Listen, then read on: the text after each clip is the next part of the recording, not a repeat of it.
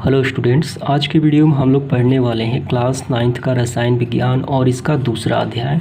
तो दूसरा अध्याय ये है पदार्थ का वर्गीकरण। तो इस अध्याय से हम लोग अति लघु उत्तरीय प्रश्नों को संपूर्ण आज हल करने वाले हैं।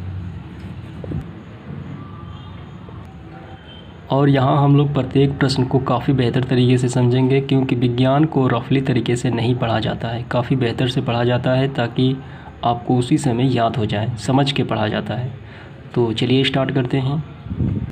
तो यहाँ जो पहला प्रश्न है ये दिया गया है कि क्या धातुएं तत्व होती हैं, क्या धातुएं तत्व होती हैं। तो इसका आंसर होगा हाँ, सभी धातुएं तत्व होती हैं।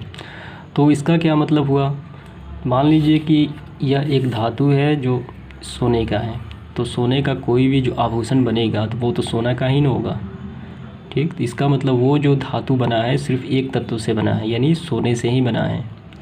तो इसीलिए सभी धातुएं तत्व होती हैं। तो एग्ज़ाम्पल के तौर पे लोहा हो गया, सोना हो गया, चांदी हो गया, तो ये सारे क्या हैं, धातुएं हैं जो एक ही तत्व से बने होते हैं। इसके बाद है प्रश्न संख्या दूसरा। यहाँ दूसरा प्रश्न है कि दो पदार्थों के रासायनिक संयोग से जो पदार्थ बनता है वो क्या कहलाता है। तो वो कहलाता है यौगिक। यौगिक जो बनता है वो तत्व से बनता है या मिश्रण से भी बन सकता है, ठीक। तो वो यौगिक कहलाता है। तो यहाँ पे एक चीज़ काफ़ी महत्वपूर्ण हो जाती है कि कभी कभी विद्यार्थियों को ये कन्फ्यूजन हो जाता है, जैसे में कि पीतल क्या है, पीतल यौगिक है कि मिश्र धातु है, क्योंकि ये भी तो दो अलग अलग तत्वों से बने हैं। ये तांबा से बना है और ये जस्ता से बना है।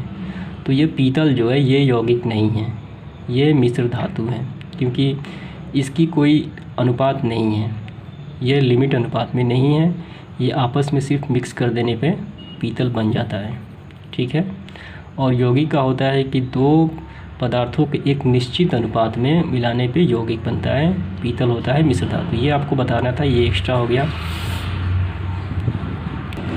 और यहाँ पे यौगिक को किसी भी भौतिक या यांत्रिकी विधि से अलग नहीं कर सकते हैं, इसके अवयव को, ठीक है। इसके बाद है तीसरा प्रश्न, वायु के मुख्य अवयव क्या हैं। तो वायु के मुख्य अवयव कौन कौन से हैं। तो यहाँ पे वायु के मुख्य अवयव हैं कि आपको लिखना है कि वायु गैसों का मिश्रण है, बहुत सारी गैसों का मिश्रण है। इसमें अवयव यानी इस वायु में पाए जाते हैं हाइड्रोजन पाया जाता है, ऑक्सीजन पाया जाता है, CO2 पाया जाता है, नाइट्रोजन पाया जाता है और जल वाष्प पाया जाता है। तो सभी को देखने से प्रतीत होता है कि वायु क्या है, एक मिश्रण है, ठीक है। क्योंकि मिश्रण में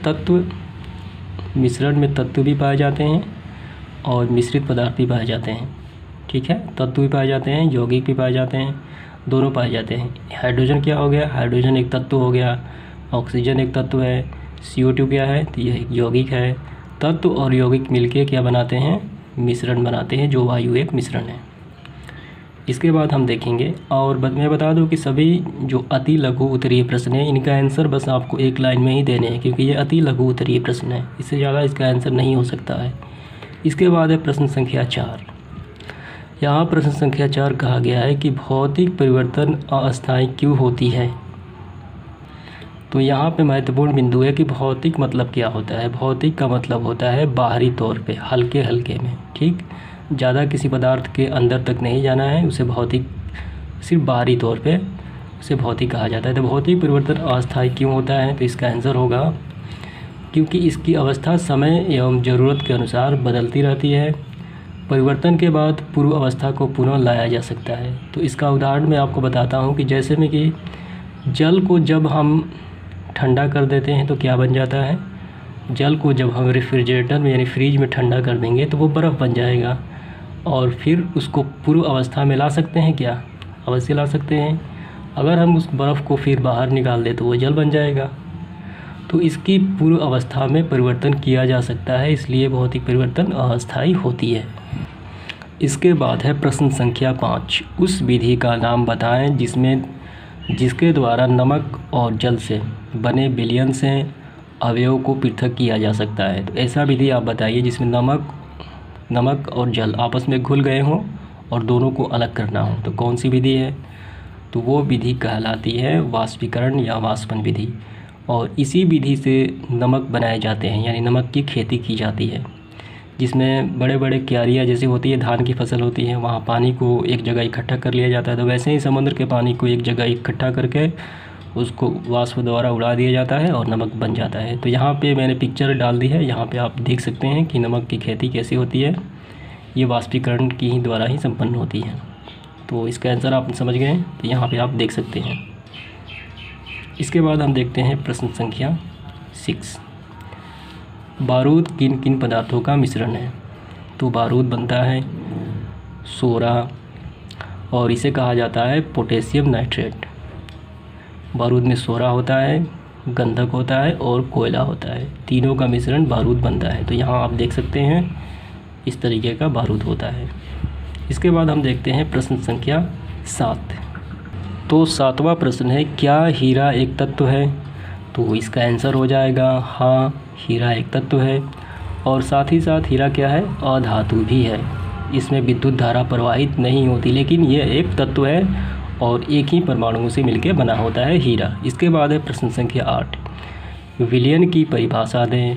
तो विलयन की परिभाषा कुछ इस प्रकार है, 2 या 2 से अधिक पदार्थों के समांग यानी समान रूप से मिश्रण क्या कहलाता है? मिश्रण कहलाते हैं, विलयन कहलाता है। ठीक, 2 या 2 से अधिक पदार्थों के जो मिश्रण होगा वो एक समान होना चाहिए प्रत्येक विलयन में, चारों तरफ। तो इसे क्या कहते हैं? विलयन कहते हैं। तो यहाँ पे कुछ बातें हैं मैं आपको बता देना चाहता हूँ विलयन से संबंधित। तो इसे आपको समझना काफ़ी महत्वपूर्ण हो जाता है कि विलय किसे कहते हैं, विलयन किसे कहते हैं और विलायक किसे कहते हैं। तो यहाँ आप देखिए, ये एक गिलास है और इसमें पानी है। अगर इस गिलास में हम थोड़ा सा चीनी डाल दें, 1 चम्मच अगर चीनी डाल दें, तो उसे हम क्या कहेंगे? उसे हम कहेंगे विलय। और चीनी जिस स्रोत में डालें तो उसे हम कहते हैं विलायक। पानी हो गया विलायक, चीनी हो गया विलय, और पूरे को हम कहते हैं विलयन। ठीक है, पूरे को हम कहते हैं, यानी चीनी और पानी को जब मिल जाएंगे उसे कहते हैं विलयन। और जो विलय होता है वो काफ़ी कम मात्रा में होता है, और जो विलायक होता है यानी घुलाने वाला वो पानी है, वो काफ़ी ज़्यादा मात्रा में होता है। तो आप समझ गए होंगे ये 3 बातें। इसके बाद हम देखते हैं प्रश्न संख्या 9। तो इसके बाद है प्रश्न संख्या 9। यहाँ प्रश्न है कि क्या निलंबन में ठोस के कण दिखाई पड़ते हैं? तो इसका आंसर होगा हाँ, यह एक विषमांग मिश्रण है, जो विषमांग पदार्थ होता है। उदाहरण के लिए बालू एवं जल का मिश्रण। बालू एवं जल का मिश्रण क्या कहलाता है? वो निलंबन का मिश्रण कहलाता है। तो निलंबन मतलब होता है कि आप समझ लीजिए यहाँ पे, तो यहाँ पे एक ग्लास है और यहाँ पे पानी है, और इसमें हम लकड़ी के छोटे छोटे टुकड़े हैं जिसे बुरादा कहा जाता है, लकड़ी के महीन टुकड़े को डाल दें तो लकड़ी के टुकड़े जो हैं पानी में नहीं घुलेंगे, वो छोटे छोटे कण उस पर तैरेंगे। तो उस कण को हम क्या कहते हैं? उसको हम कहते हैं निलंबन। ठीक है, उसको हम निलंबन कहते हैं। तो पानी में आप बालू या जल का भी मिश्रण ले सकते हैं। अगर हम बालू इस पानी में बालू डाल दें तो उसके कण तो बालू पानी में नहीं घुलेंगे, वो दिखाई पड़ेंगे, तो उसे हम कहते हैं निलंबन। तो आप समझ गए होंगे निलंबन मतलब होता क्या है। इसके बाद है 10 नंबर प्रश्न। यहाँ पे है 10 नंबर प्रश्न, ये काफ़ी आसान सा प्रश्न है। लोहे के चूर्ण में थोड़ा बालू के कण मिश्रित हो गए हैं। इस मिश्रण से लोहे के चूर्ण को पृथक करने के लिए किसी एक तकनीक का नाम बताएं। अगर बालू में लोहे के कण मिश्रण हो गए हैं तो उसे कौन सी विधि द्वारा अलग की जा सकती है? तो इसे विधि ये जो है ये चुंबकीय पृथक्करण विधि। चुंबकीय पृथक्करण विधि से हम बालू में उपस्थित लोहे के कण को आसानी से निकाल सकते हैं। ठीक है, इस विधि से इसमें होता क्या है कि अगर इस बालू में अगर इसमें एक बालू है और लोहे के कण हैं, अगर हम लोहे के कण को निकालना चाहें तो यहाँ पे मैग्नेट को रख के हम आसानी से सभी लोहे को कण को आसानी से खींच सकते हैं। ठीक, तो ये काफ़ी आसान है। इस विधि का नाम है चुंबकीय पृथक्करण विधि। इसके बाद है प्रश्न संख्या, तो प्रश्न संख्या यहाँ पे मिस मैच हो गया, यहाँ पे छूट गया है। तो चलिए मैं आपको दिखा देता हूँ टेक्स्ट बुक से, आप देख सकते हैं प्रश्न संख्या 11 क्या था। तो प्रश्न संख्या 11 यहाँ पे है, आप देख सकते हैं। 3 ऊर्ध्वपातित होने वाले पदार्थों के नाम लिखें। तो ये काफ़ी सिंपल है। तो इसका आंसर होगा, पहला होगा कपूर। ऊर्ध्वपातित का मतलब होता है कि गर्म करने पर सीधे वाष्प में बदल जाए, द्रव अवस्था में बदले हुए सीधे वाष्प में बदल जाए, उसे कहते हैं ऊर्ध्वपातन या ऊर्ध्वपातित। तो पहला होगा कपूर, दूसरा होगा आयोडीन, तीसरा होगा नेफ्थलीन और चौथा होगा शुष्क कार्बन डाइऑक्साइड। तो आप इनमें से आपको 3 ही लिखने हैं, ठीक है। तो इसके बाद हम देखते हैं 12 नंबर प्रश्न। मिश्रणीय द्रव क्या है? मिश्रणीय द्रव क्या है, एक उदाहरण दें। तो यहाँ पे आप देख सकते हैं, मैंने यहाँ पे लिख लिए हैं, मिश्रणीय द्रव क्या है, एक उदाहरण दें।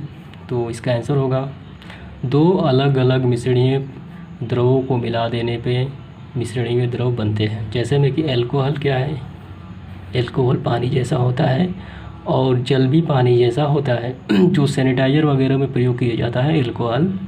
तो आप देख सकते हैं ये एल्कोहल और यहाँ पे जल, दोनों को मिला देने पे एक मिश्रणीय द्रव प्राप्त होता है। दोनों अलग अलग होती हैं। इसके बाद है 13 नंबर, क्या कोलाइड के कण का संकंदन होता है? तो इसका आंसर होगा हाँ, होता है। तो विस्तृत जानकारी के लिए आप यहाँ पे देख सकते हैं, मैंने इसको आपको प्रदर्शित कर दिया है, देख सकते हैं यहाँ पे आप।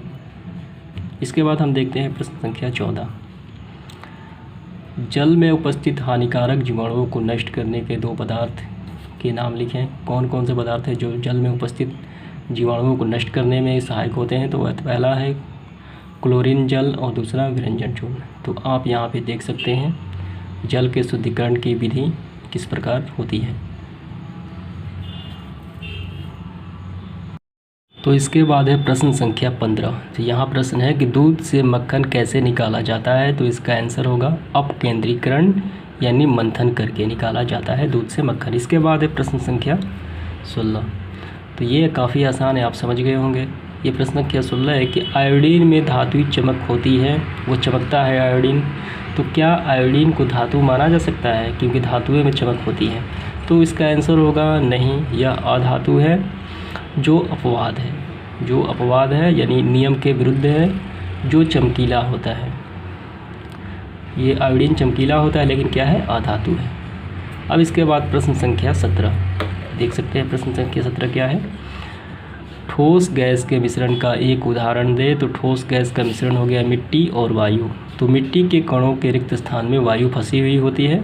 तो ये हो गया ठोस, ये हो गया गैस। इसके बाद है प्रश्न संख्या 18।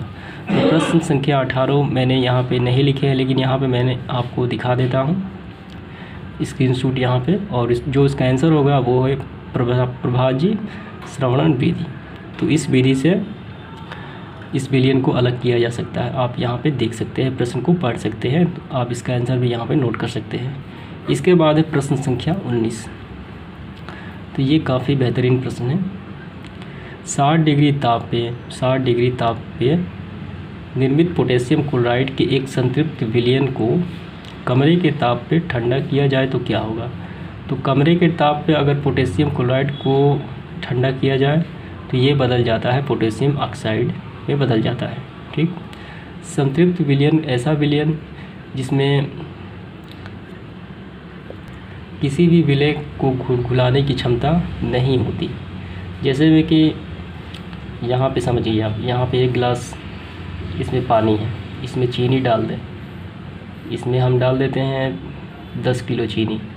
तो 10 किलो चीनी जब घुलने के बाद अब इसमें और चीनी नहीं आएगी, तो ऐसा विलयन बन जाता है संतृप्त विलयन। संतृप्त विलयन अगर यहाँ पे समझिए आप, अगर यहाँ पे एक गिलास है, यहाँ पे पानी में अगर हम 2 चम्मच चीनी डाल दें तो इस पानी में अभी और भी चीनी डाला जा सकता है, यानी पानी को और चीनी घुलाने की क्षमता है। तो ऐसे कहते हैं असंतृप्त विलयन। मतलब अभी अतृप्त हुआ है यानी असंतृप्त, और ये हो गया संतृप्त। तो समझ गए आप संतृप्त और असंतृप्त विलयन किसे कहा जाता है। तो इसका आंसर सिंपल होगा, पोटेशियम ऑक्साइड प्राप्त होता है। इसके बाद प्रश्न संख्या 19 मैं आपको स्क्रीनशॉट के माध्यम से दिखा देता हूँ। डायरेक्ट इसका प्रश्न और आंसर दोनों है, तो आप देख सकते हैं। तो आज की वीडियो में इतना ही, धन्यवाद।